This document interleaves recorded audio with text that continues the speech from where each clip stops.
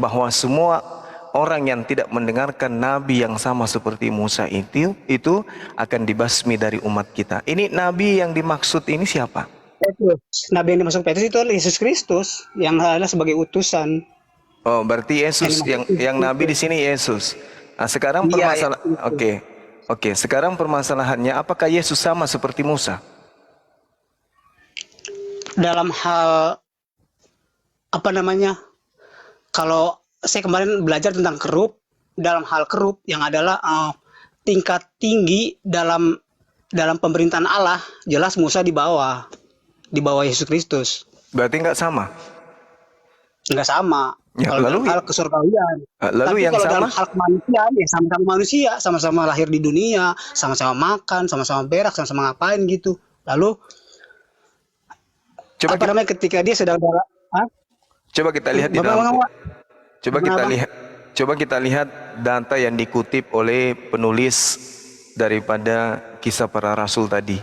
Yang dikutip itu adalah Ulangan 18 nomor 18. Seorang Itu menurut nabi pandangan Anda ya. Pandangan Anda, oke. Berapa tadi? Ulangan berapa? Ulangan 18 ulangan 18. Ya, sambil dibacanya ya, Pak. Abang-abang. Seorang nabi akan kubangkitkan bagi mereka di antara saudara-saudara mereka, seperti aku ini, seperti engkau ini. Aku akan menaruh firmanku dalam mulutnya. Ia akan mengatakan kepada mereka segala yang kuperintahkan kepadanya. Ini yang diterangkan. Orang yang tidak mendengarkan segala firmanku yang diucapkan Nabi itu demi namaku, daripadanya akan kutuntut pertanggungjawaban. Yang terjadi kalau ini adalah Yesus, ketika Yesus datang ke Bani Israel menyampaikan firman kepada Bani Israel, orang Bani Israel ini malah yang membasmi Yesus. Tadi ulangan berapa? Ulangan 18 ayat yang ke 18 sampai 22. ayat yang ke-18 sampai 22. Bertenung dan bernubuat. Tunggu, saya bacain ulang ya. Iya. Seorang nabi akan kubangkitkan bagi mereka dari antara saudara mereka, seperti engkau ini. Aku akan menaruh firmanku dalam mulutnya, dan ia akan mengatakannya kepada mereka segala yang kuperintahkan kepadanya. Orang yang tidak mendengarkan segala firmanku yang akan diucapkan nabi itu demi namaku, daripadanya akan kutuntut pertanggungjawabannya. Tetapi seorang nabi yang terlalu berani untuk mengucapkan demi namaku perkataan yang tidak kuperintahkan untuk dikatakan olehnya, atau yang berkata demi nama Allah lain, nabi itu harus mati. Jika sekiranya kamu berkata dalam hatimu, bagaimana kami mengetahui perkataan yang tidak difirmankan Tuhan? Apabila seorang nabi berkata demi nama Tuhan dan perkataannya itu tidak terjadi dan tidak sampai, maka itulah perkataan yang tidak difirmankan Tuhan. Dengan terlalu berani nabi itu telah mengatakannya, maka janganlah gentar kepadanya. Ini kan Tuhan yang berkata nih. Jadi kalau misalnya kita lihat perikop di atasnya, itu Tuhan berkata kepada siapa, pasti itu ada penjelasannya. Jadi ya sebenarnya Anda tidak bisa membandingkan bahwa perkataan Tuhan di sini itu sama dengan perkataan Petrus yang di Kisah Para Rasul tadi. Ini kan Jadi Taurat, Bung. seolah-olah tuh Kalau begitu, iya. bukankah di dalam dikatakan Musa? Nah, ini kalau saya cari dikatakan Musa ini di mana dikatakan Musa? Kan munculnya di Ulangan tadi. Tunggu, saya bacakan ayat-ayat di atasnya ya. Lebih gini aja deh, saya ulang ayat saja. Apabila engkau sudah masuk ke negeri yang diberikan kepadamu oleh Tuhan Allahmu, maka janganlah engkau belajar berlaku sesuai dengan kekejian yang dilakukan bangsa-bangsa itu. Di antaramu janganlah didapat seorang pun yang mempersembahkan anaknya laki-laki atau anaknya perempuan sebagai korban dalam api, ataupun seorang yang menjadi petenung, seorang peramal, seorang penelaah, seorang penyihir, seorang pemantra ataupun seorang yang bertanya, apakah arwah atau kepada roh peramal atau yang meminta petunjuk kepada orang-orang mati. Sebab setiap orang yang melakukan hal-hal ini adalah kekejian bagi Tuhan, dan oleh karena kekejian inilah Tuhan Allahmu menghalau mereka dari hadapanmu. Haruslah engkau hidup dengan tidak bercela di hadapan Tuhan Allahmu, sebab bangsa-bangsa yang di daerahnya akan kau duduki ini mendengarkan kepada peramal atau petenung, tetapi engkau ini tidak diizinkan Tuhan Allahmu melakukan yang demikian. Seorang nabi dari tengah-tengahmu, dari antara saudara-saudaramu, sama seperti aku akan dibangkitkan bagimu oleh Tuhan. Jadi ini diceritakan Tuhan itu berkata kepada Musa ketika mereka akan mendiami tanah Kanaan yang dijanjikan Tuhan. Lalu Tuhan ingin Tuhan ingin mereka tidak boleh melakukan hal-hal yang di luar kehendak Tuhan lagi. Jadi nanti ketika sampai ke tanah Kanaan, Musa itu dilarang untuk sampai kepada tanah perjanjian itu. Jadi Musa itu tidak boleh menginjakan tanah perjanjian itu. Dia hanya sampai batas gunung apa itu saya sudah lupa. Nanti yang dibangkitkan itu adalah Yosua, bukan Yesus Kristus, atau bukan siapa yang dianggap itu adalah Yosua, pengganti Musa. Karena apa? Karena Musa tidak boleh sampai kepada tanah perjanjian itu. Jadi ya tidak sama dengan perkataan Petrus, apalagi seolah-olah Petrus ini dia menerima perintah langsung dari Tuhan gitu. Sedangkan jaraknya kan sangat panjang, berbeda sekali. Jadi, boleh Anda baca ini? Itu kepada Yosua. Oke, baik. Itu kepada Yosua, oke. Di dalam Ulangan 34 nomor 10, seperti Musa yang dikenal Tuhan dengan berhadapan muka, tidak ada lagi nabi yang bangkit di antara orang Israel.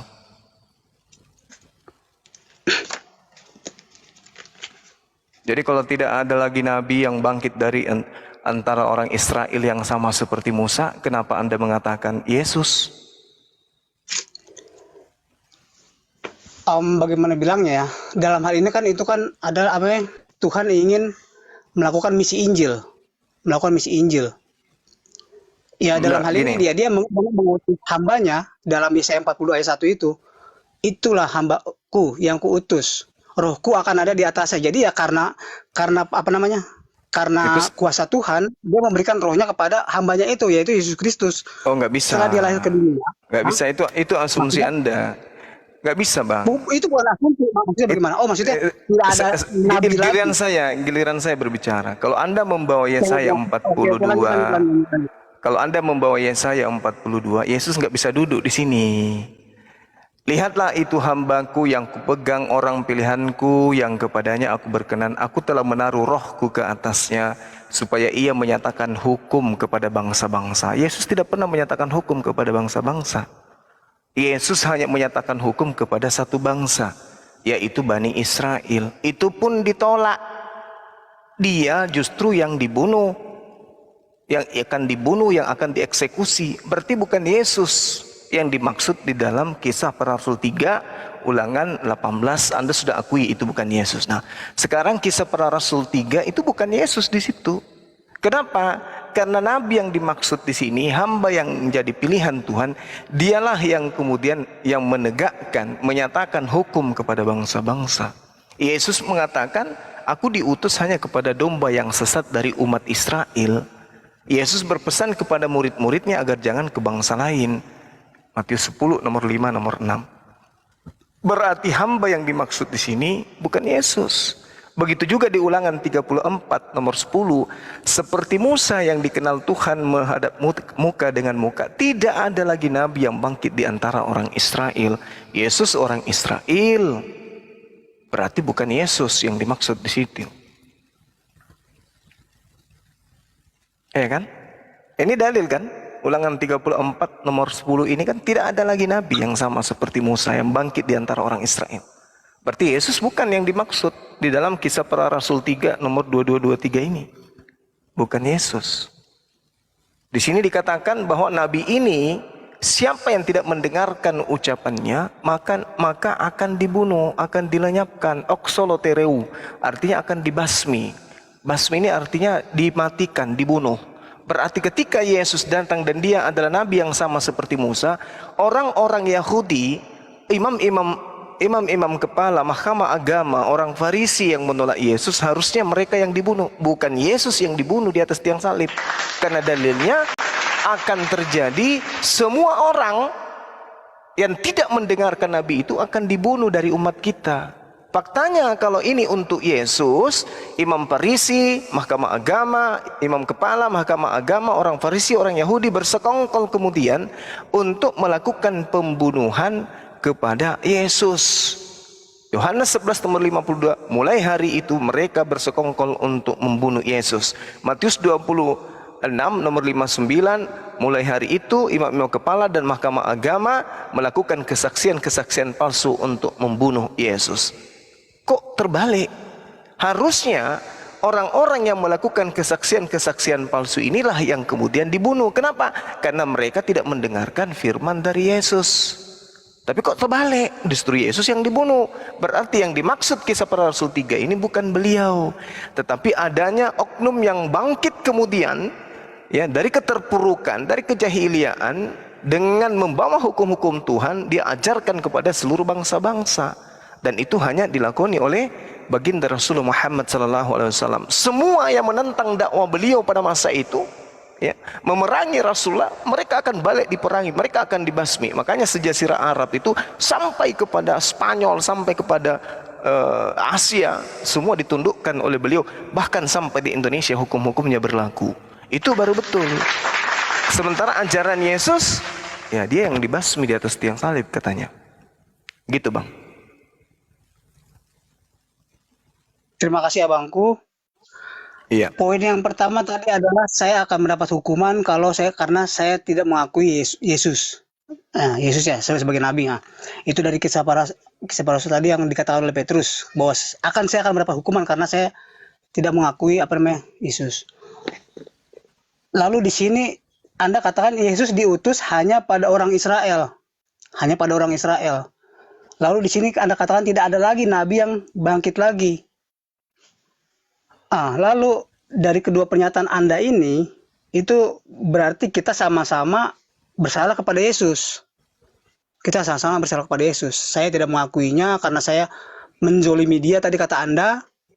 Yang kedua, Anda juga karena Anda tidak mengakui Yesus sebagai nabi, sebagai utusan. Itu kan Anda sendiri yang tadi yang mengatakan itu. Lalu saya kembali lagi kepada kisah para rasul ini. Kan saya sudah bilang ini tidak ada hubungannya ya. Kalau yang tadi dimaksud Musa itu tuh Yosua, Tuhan tuh berkata tentang nabi berikutnya adalah Yosua, karena Musa tidak boleh sampai ke tanah perjanjian. Itu yang pertama. Yang kedua ya kan seperti yang saya bilang tadi, ini kan Petrus dia kan bersama roh kebenaran itu atas kuasa Yesus, atas bukan kuasa Yesus, maksudnya kan dia kan Yesus pernah berkata, kepadamu akan kuberikan kunci kerajaan sorga. Apa yang kau ikat di dunia akan terikat di sorga. Apa yang kau lepaskan di dunia akan terlepas di sorga. Ya seperti gitu. Lalu ya roh itu bersama dengan para rasul selama-lamanya. Selama-lamanya dalam artian ya sampai mereka sampai kepada kitab Wahyu. Sampai kitab Wahyu itu yang disebut Allah itu ya ini Roh Kudus, Roh kebenaran itu ya yang begitu Yohanes ini, Petrus, sampai mereka berkuasa di Yerusalem. Berkuasa di Yerusalem tapi hanya pada masa 1000 tahun selama iblis di penjara di dalam jurang maut. Setelah itu ya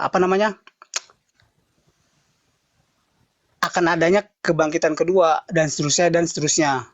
Dan Yesus pun memantau mereka dalam Wahyu kepada jemaat kan dikatakan, dengarkanlah apa yang dikatakan Roh kepada jemaat-jemaat.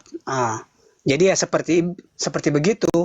Jadi ya orang ini yang tidak diceritakan dalam Alkitab, baik lahirnya, asal usulnya, apa saja yang dilakukannya, itu diceritakan di dalam Al-Quran.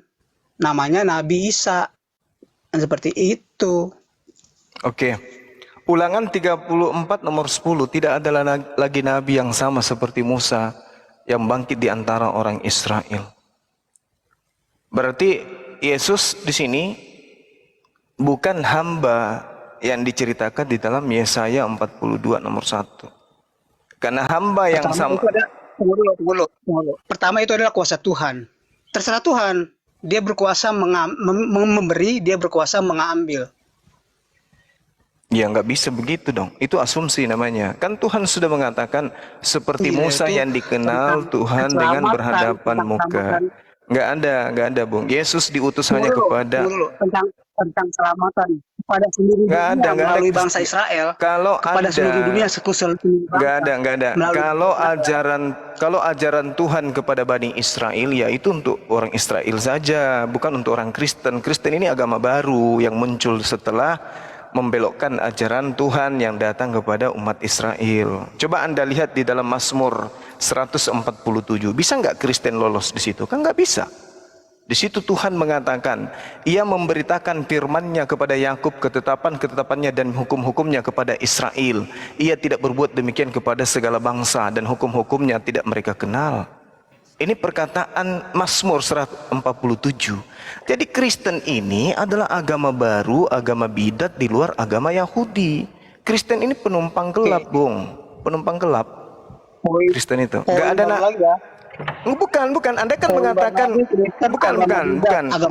Anda keliru. Ini bukan poin baru. Agama Kristen ini kan produk Barat. Itu yang Anda harus pahami dulu. Tak ada nabi. Sabar dulu. Anda ingin memisahkan Sabar. Yesus Kristus dengan nggak bisa. Yang ada di Kristen, itu sabar Frans. Dari tadi Anda nyerocos tapi nol. Sabar. Yang di Kristen itu Yudas. Yang ada di tengah-tengah Bani Israel itu Yesua. Yesus itu tokoh fiktif, asal Anda tahu. Oke, yang Anda sembah itu Yudas Iskariot. Sedangkan yang datang di tengah-tengah Bani Israel itu adalah Yosua Hamasya, yang kami sebut Isa Al-Masih. Itu baru kena. Kalau Yesus Kristus itu buatan Proda Antioquia. Itu orang Kristen punya Proda itu, tapi dia Kristen ini mengambil hasil dari penyaliban terhadap manusia terkutuk, yaitu Yudas yang menyerahkan Yosua Hamasya kepada tentara Romawi. Itu yang perlu Anda pahami. Yesus sendiri mengatakan, aku diutus hanya kepada domba yang sesat dari umat Israel. Itu perkataan Yesus. Sedangkan di dalam pengakuannya dalam Matius 10 nomor 5 nomor 6, Yesus berpesan kepada ke-12 muridnya. Di situ tidak ada Paulus, di situ nggak ada Lukas, di situ nggak ada Markus, nggak ada pengarang Matius, nggak ada pengarang kitab Yohanes juga nggak ada. Yesus berpesan kepada ke-12 muridnya, jangan ke bangsa lain, tetapi pergilah kepada bangsa di mana umatku Bani Israel itu berada. Coba Anda baca, itu kitab saudara sendiri loh yang mengatakan itu. Jadi Yesus tidak pernah mengatakan dirinya untuk orang Kristen. Kristen ini kan produk Barat, agama baru yang dikatakan dalam Kisah Para Rasul 24 nomor 5, dialah Paulus sang penyakit sampar yang adalah tokoh dari sekte Kristen. Itu dalil. Telan itu baik-baik. Jadi tidak ada hubungannya antara penyaliban yang terjadi di tengah-tengah Bani Israel dengan agama produk Barat yang Anda ajarkan sekarang, yang Anda imani sekarang, yang dibawa oleh penjajah itu. Nggak ada hubungannya. Cuman produk Barat ini mengambil kitabnya orang Yahudi, mengambil tragedi penyaliban yang terjadi di tengah-tengah orang Yahudi, lalu dijual kepada Vatikan Romawi. Laku. Nah itulah yang Anda imani sekarang. Jadi nggak ada hubungannya antara Kristen dengan Yahudi, itu nggak ada hubungannya. Beda. Sudah? Iya, Oke. sudah. Silakan. Yang pertama, tapi jangan jawab dulu ya, nanti aja. Yang pertama, apakah di dalam Al-Quran dikatakan Yudas disalibkan atau minimal ada kuburannya Yudas di mana, di daerah mana? Itu yang pertama. Yang kedua, Anda tadi mengatakan Kristen adalah produk Barat, itu tidak ada hubungan dengan Injil. Itu tuh saling berturutan. Pertama, Petrus mendapat kuasa kunci surga dari Yesus Kristus.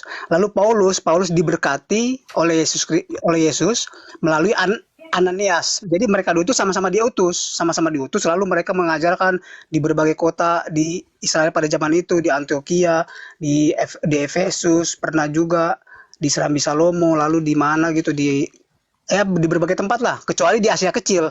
Di Asia Kecil itu mereka tidak boleh. Itu mereka dihadang oleh Roh Kudus, tidak boleh menyebarkan Injil di Asia Kecil. Oke, ada Itu- lagi? Coba Tunggu dulu. coba Tunggu bantah dulu. saya. Anda jangan terlalu sangat. Sabar. Itu nanti kita bahas nanti. Saya masih bahas tentang Kristen ajaran Barat. Oh iya, Lalu pasti. mereka, Silakan. tunggu dulu. Lalu mereka di Antioquia membangunlah semua dasarnya jemaat pengikut Kristus. Siapa Kristus itu? Pengikut Kristus? Ya, ajaran Injil ini tentang keselamatan, tentang kebangkitan, tentang penyaliban, semua. Ya, itu kan ajaran baru, Bang. Yesus tidak mengenal kitab Anda. Tidak. Yang namanya ajaran siapa Injil bilang? Kristus dibawa Enggak. dengan Allah yang adalah firman yang adalah Allah. Itu Semuanya ajaran yang dimana itu adalah Roh muncul. Kudus, adalah Roh Itu Kudus. ajaran, itulah ajaran Dari baratnya. Antioquia mereka Itulah Petrus ajaran berasal barat. dari Roma. Gantian, Pras. Lalu Paulus Itu mereka ajaran dari barat mana? itu. Ada di Roma. Sekarang Lambat begini. laun, setelah Pras, gantian. masanya tunggu dulu. Setelah masa Nah, Begini, Saudara Frans, ketika Yesus datang di tengah-tengah Bani Israel, apakah Yesus mengajarkan kitab Lukas, Markus, Matius, kitab-kitab Paulus, Kaliki, Kaluku, Kalak, Pararang, namakan semua? Apakah Yesus mengajarkan surah-surah Paulus? Apakah Yesus mengajarkan Lukas, Markus, Matius, dan juga karangan Yohanes? Itu dulu Anda terangkan ke saya. Apakah Yesus mengenal kitab saudara, kitab orang barat ini? Coba, apa jawaban saudara? Pras, bukan ini punya. saya Ah. termute. Enggak, jawab aja Ini sesuai dengan pertanyaan. otomatis. Apakah kitab perjanjian baru itu yang kitab orang barat ini sudah diajarkan oleh Yesus ketika dia melakukan misi penginjilan ke tengah-tengah Bani Israel? Jawab. Saya perlu waktu untuk menguraikannya secara data dari mulai Enggak, jawab aja. Apakah Yesus, sabar, apakah Yesus mengajarkan perjanjian baru? Di tengah di Roma dan di tengah di Roma. Jangan kayak orang gila ente, dia bicara sendiri. Kamu Pras, ditertawakan. dengerin dulu pertanyaannya. Jujur aja kepada kebenaran, agama Kristen itu adalah agama yang menyembah manusia bernama Yudas. Jujur aja, nggak usah malu-malu. Kristen itu penyembah Yudas, itu aja dulu. Nah, untuk mengetahui bahwa Yudas yang Anda sembah, pertanyaan saya, apakah ketika Yesus datang ke tengah-tengah Bani Israel, dengarkan, Yesus sudah mengajarkan doktrin-doktrin perjanjian baru atau tidak? Jawab.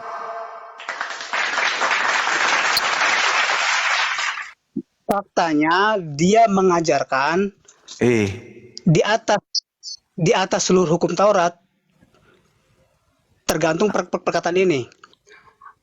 Apa yang ingin engkau lakukan, apa yang engkau ingin saudaramu lakukan kepadamu, lakukanlah demikian kepada Apa saudaramu. ini? Pertanyaan Dari saya, perkataan apakah ini tergantung Yesus, semua hukum Taurat, dengarkan, tergantung semua hukum Taurat. Itu pertanyaan kata Yesus, saya, apakah Yesus mengajarkan kitab barat, perjanjian baru milik orang Kristen kepada orang Yahudi? Itu pertanyaan saya loh. Ya, itu salah satu ajarannya seperti itu. Pertanyaan saya, Lalu, apakah Yesus mengajarkan kitabnya orang Hukum barat, yang terutama, perjanjian baru hukum yang ini? terutama dari semua hukum Taurat adalah hanya dua aja. Pras, Kan Kasihilah nenekmu Tuhan Allahmu kiper. dengan segenap hatimu. Ya, siapa yang ngajarkan itu? Nggak ada cerita. Itu Dan karangan-karangan kasihlah yang sesamamu muncul. manusia seperti Itu kau karangan mati. yang muncul belakangan. Pertanyaan saya sederhana loh. Apakah Yesus mengajarkan buku barat? Roma, Filipi, Efesus, Saya bukan ahli sejarah. Ya, selesai. Jawab aja dulu. Saya bukan ahli Apakah sejarah. Yesus mengajarkan buku-buku itu kepada Bani Israel? Ayo. Kalau Yesus mengajarkan buku-buku yang mengantarkan orang Kristen menyembah Yesus, baru boleh Anda mengatakan Yesus mengajarkan Kristen. Kan tidak. Berarti Kristen ini memang murni produk barat, buatan Romawi. Itu fakta, Bung. Dan yang Anda sembah itu bukan Yesus Hamasia, bukan Yosua Hamasia, bukan. Yang Anda sembah itu Yudas. Dan saya bisa buktikan kepada siapapun yang merasa dirinya intelektualnya ada, bisa menjelaskan tentang kekristenan. Mari kita adu data. bahwa yang kalian sembah itu adalah Yudas Iskariot berdasarkan Bible. Oke? Kalau di Al-Quran kan sudah jelas tuh. Al-Quran menerangkan Nabi Isa alaihissalam diangkat oleh Tuhan, diangkat oleh Allah, diangkat ke langit dikarenakan terancam oleh Bani Israel. Itu yang terjadi terhadap baginda Isa alaihissalam. Oke? Ketika ia datang kepada Bani Israel kemudian mengancam beliau. Beliau kemudian melihat pengingkaran-pengingkaran Bani Israel, dan itu juga terekam di kitab saudara. Pengingkaran demi pengingkaran yang terjadi terhadap Nabi Isa alaihissalam menyebabkan kemudian orang Israel ini ingin membunuh Nabi Isa, Yesus, lalu Allah menyelamatkan beliau. Itu juga terekam di kitab saudara. Berarti yang menggantikan Yesus Hamasiah di atas tiang salib siapa? Yudas Iskariot. Apakah Kristen sudah ada pada saat itu? Tidak ada. Kristen masih jauh, masih hampir 100 tahun baru Kristen itu muncul. Mengambil cerita-cerita penyaliban, mengambil kitabnya orang Yahudi, lalu menjadikan kitab itu sebagai firman Tuhan untuk mereka. Yang mati di atas tiang salib ini adalah orang terkutuk. Siapa yang terkutuk di antara Yesus dan Yudas? Coba. Ini aja kalau Anda menggunakan akal sebagai filter untuk menjawab pertanyaan saya, jantung Anda akan berhenti. Siapa yang disalib? Orang terkutuk atau orang yang dimuliakan? Itu dulu. Orang terkutuk. Siapa yang terkutuk di antara Yesus dan Yudas? Makanya orang Yahudi sampai hari ini menertawakan kalian, meludahi kalian. Karena yang kalian sembah itu adalah orang terkutuk. Mana ada tradisi kayak begitu di Yahudi? Makanya saya bertanya kepada saudara, apakah Yesus ketika mengajar penginjilan di tengah-tengah Bani Israel sudah menenteng bukunya orang Kristen? Kan tidak. Lalu kapan muncul bukunya Kristen ini? Ya pada saat di internal Kristen itu sendiri. Bukunya Kristen ini tidak diproduksi di tengah-tengah Bani Israel. Karena itu bukan firman Tuhan, itu bukan sabda Nabi. Tulisan-tulisan yang muncul di kitab saudara itu adalah hasil penelitian orang-orang yang tidak dikenal, dan sebagian di antara mereka adalah murid Paulus. Makanya Yesus meminta waspada kepada siapa? Waspada kepada ahli Taurat, waspada kepada orang Farisi. Kenapa? Karena dari mereka lah nanti muncul penyesatan, pengajaran-pengajaran sesat yang dimasukkan ke dalam pengajaran para nabi. Ya, lahirlah agama Anda. Gitu, Bung. Saudara harus paham itu dulu. Nah, kasih waktu untuk berbicara. Tolong terangkan ke saya, apakah Yesus mengajarkan buku yang diimani oleh Vatikan pada saat Yesus memberitakan kebenaran keselamatan kepada Bani Israel? Silakan.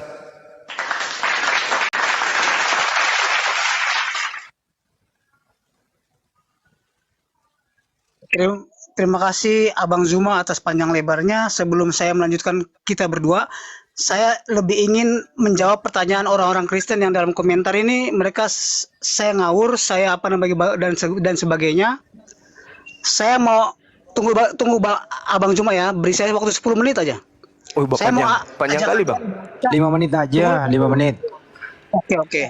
Tunggu, saya mau ajak kalian nih. Baca Wahyu 22 ayat 16. Wahyu itu sudah ada pada saat Yesus mengajar atau belum? Halo. Tadi kan saya bilang, saya membaca kitab ini, saya sebagai katekismus lokal, sebagai orang Katolik. Orang Katolik dasarnya di Wahyu. Bukan dasar sih, bersumber pada Wahyu juga. Wahyu adalah sumber pengajaran kami sebagai orang Katolik. Begitu. Tapi bukan dari Yesus kan? Dengar nih ya. Ya, silakan. Anda baca sendiri aja. Tunggu dulu ya. Aku, Yesus, telah mengutus malaikatku untuk memberi kesaksian tentang semuanya ini kepadamu bagi jemaat-jemaat. Aku adalah Tunas, yaitu Daud, bintang timur yang gilang gemilang. Apakah Anda sudah paham maksud ayat ini? Wahyu 22 ayat 16. Itu karangan ini siapa, Yesus, Bang? Itu karangan siapa Wahyu itu? Ini yang menulis adalah Yohanes. Nah, Yohanes siapa?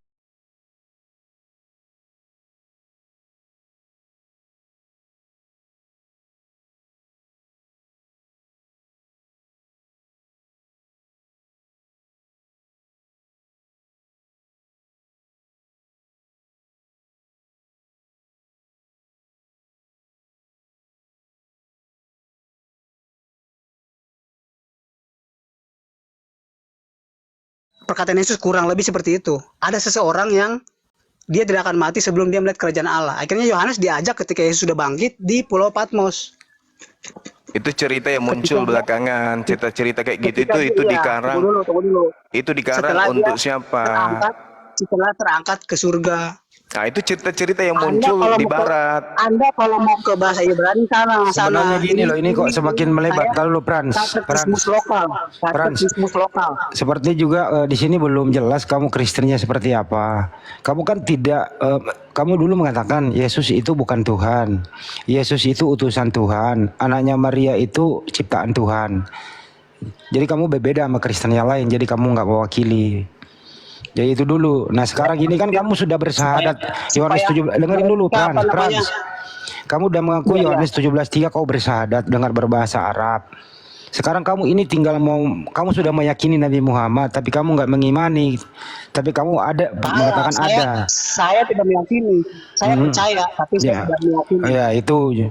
Jadi ini Frans ini sebenarnya anaknya sudah langkahnya semakin maju dibanding yang lain.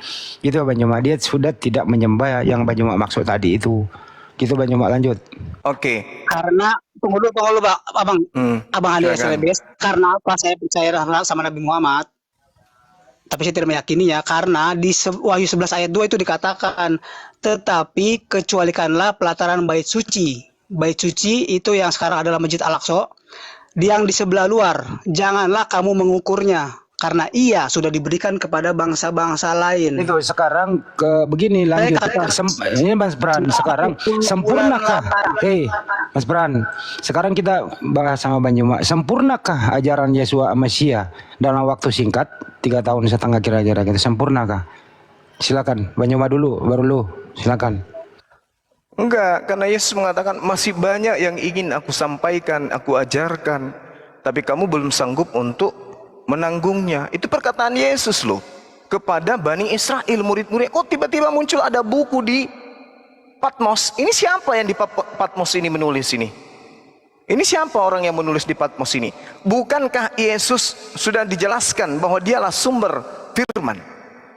Bukan yang lain, bukan Wahyu, bukan Yohanes. Sementara kalau kita lihat dari pengantar Wahyu, inilah wahyu Yesus Kristus yang dikaruniakan Tuhan kepadanya supaya ditunjukkan kepada hamba-hambanya yang harus segera terjadi.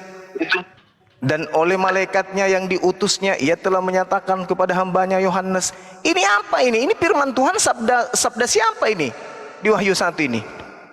Firman Tuhan bukan, sabda Yesus juga bukan. Lalu ini apa? Ini apa ini? Yohanes telah bersaksi tentang firman Allah. Kata siapa? Nomor 2, Yohanes telah bersaksi tentang firman Elohim dan tentang kesaksian yang diberikan oleh Yesus Kristus, yaitu segala sesuatu yang telah dilihatnya. Kata siapa? Kata siapa? Berbahagialah ia yang membacakan dan mereka yang mendengarkan kata-kata nubuat ini dan yang menuruti apa yang tertulis di dalamnya, sebab waktunya sudah dekat. Ini kata siapa? Kata Tuhan? Bukan. Kata Yesus? Bukan juga. Lalu kata siapa? Kata pengarang.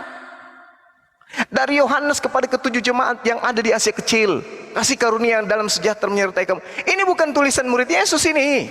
Ini tulisan murid Paulus. Baca Kisah Para Rasul 12 nomor 12. Yang dimaksud dengan nama Yohanes di situ adalah Markus.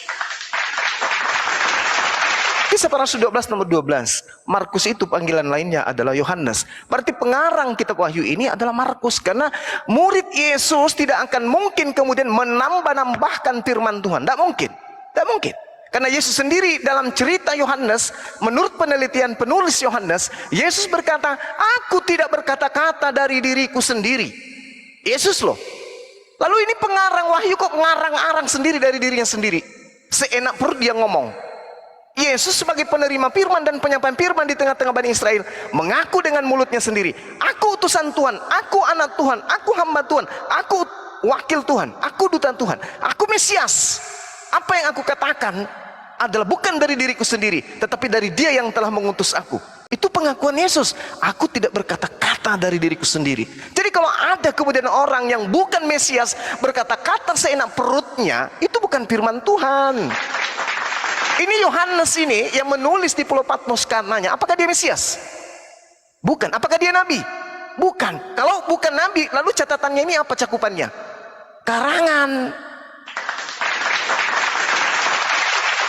Ini bukan cerpen, ini cerpan.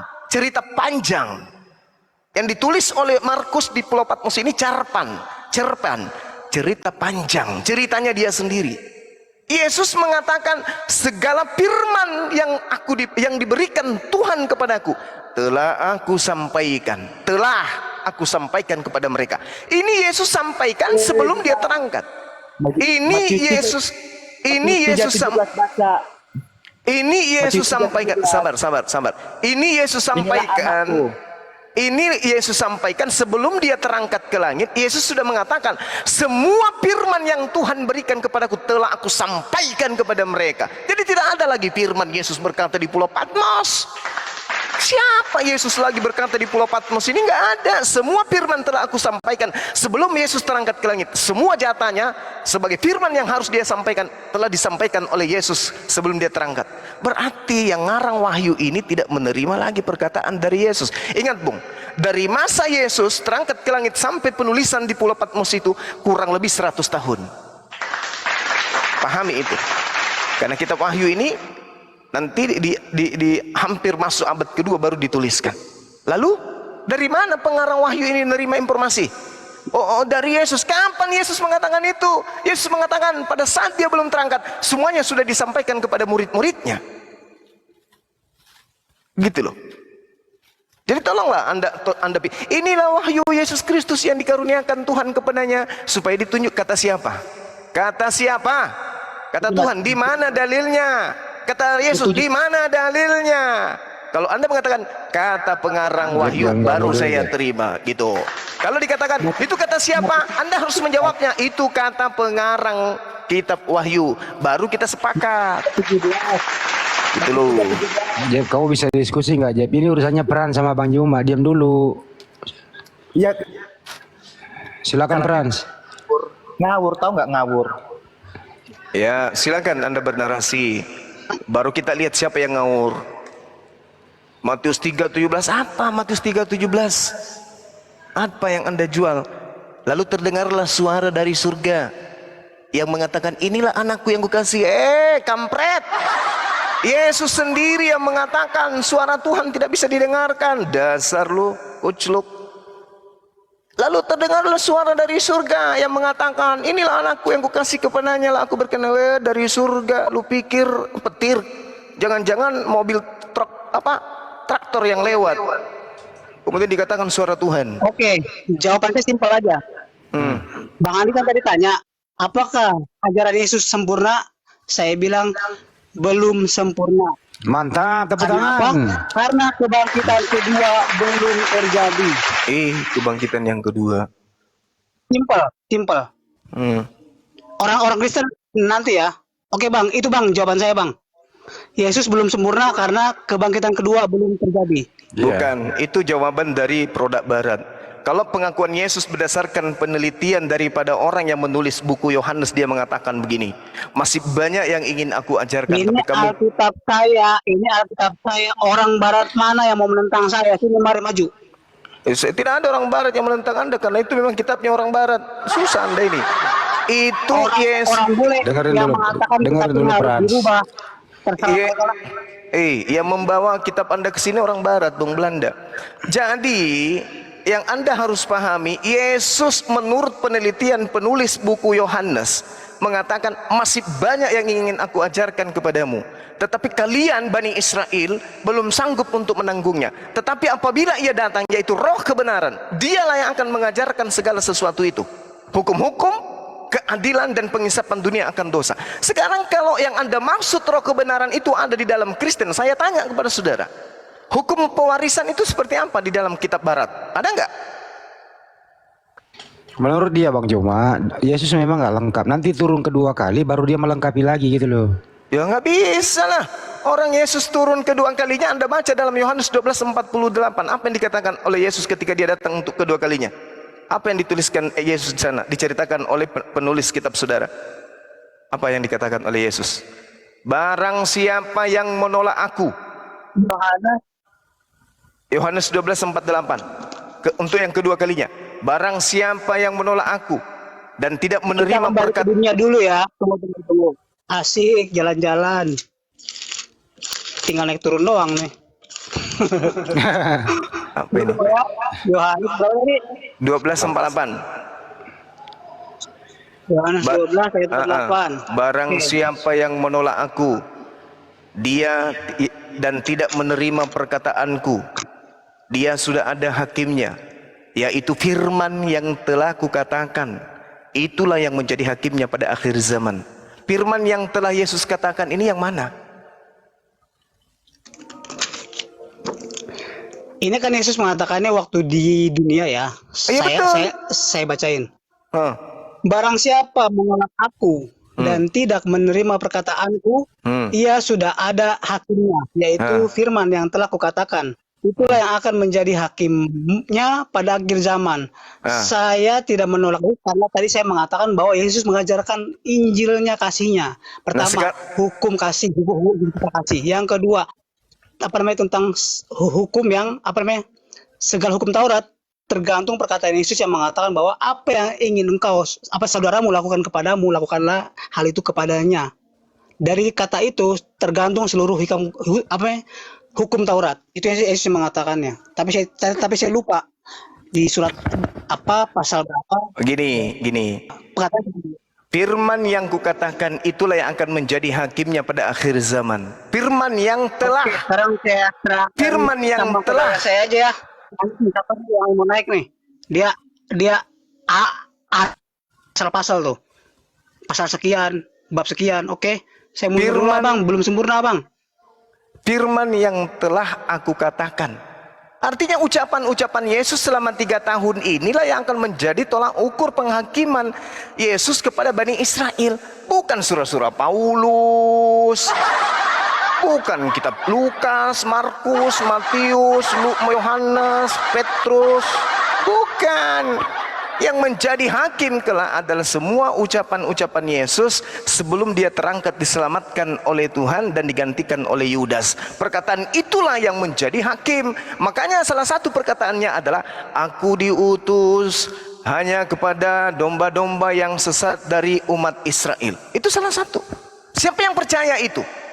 Kami umat Islam. Ya Bani Israel, inni Rasulullahi ilaikum. Wahai Bani Israel, aku ini adalah utusan Allah kepada kalian Bani Israel. Kami percaya.